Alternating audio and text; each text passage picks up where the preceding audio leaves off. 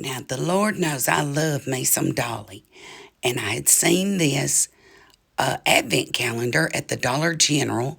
It was laying on a table that said 70% off after Christmas. And when I got to the register, y'all, it was 90% off. I paid $1.20 for it. What a deal. I knew I had some rice paper at home, and I thought it would look good on it.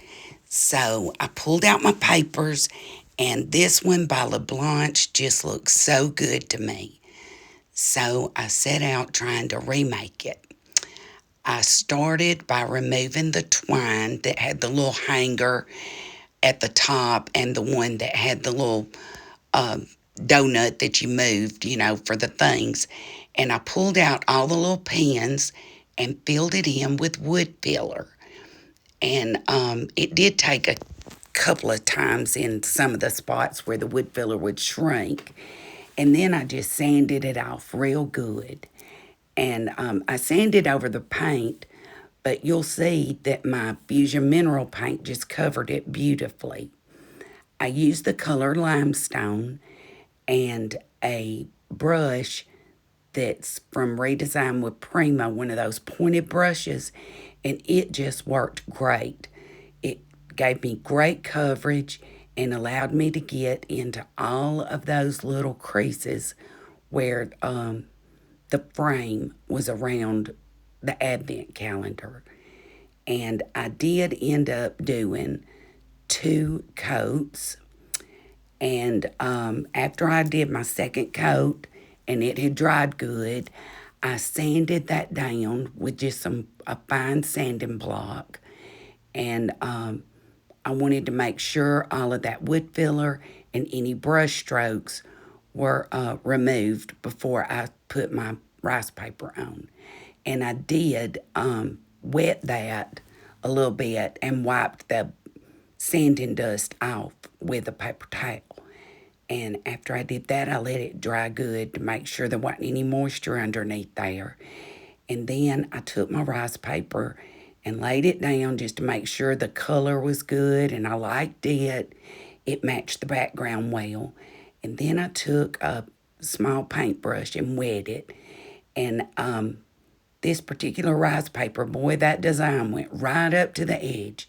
So I just had to use my fingernails and be real careful as I was pulling that off.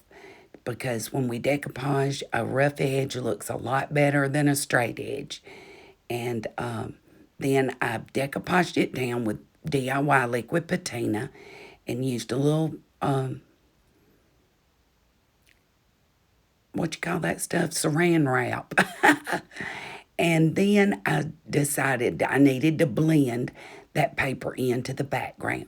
So I just used a bunch of different colors that I just squirted out on a plate and started blending. And I just blended and just kept stacking colors and doing things that thought I was making it look better. And I think it did.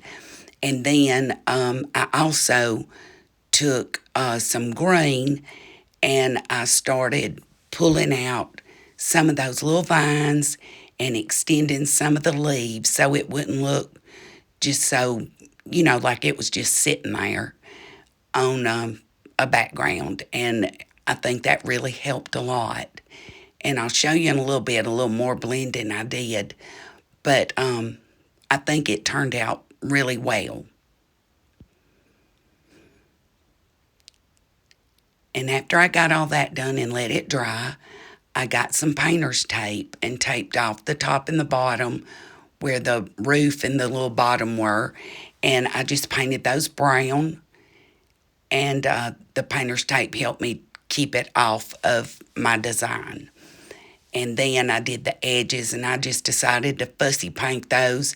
It wasn't hard with a good straight brush and a steady hand. I hadn't had any coffee at that moment.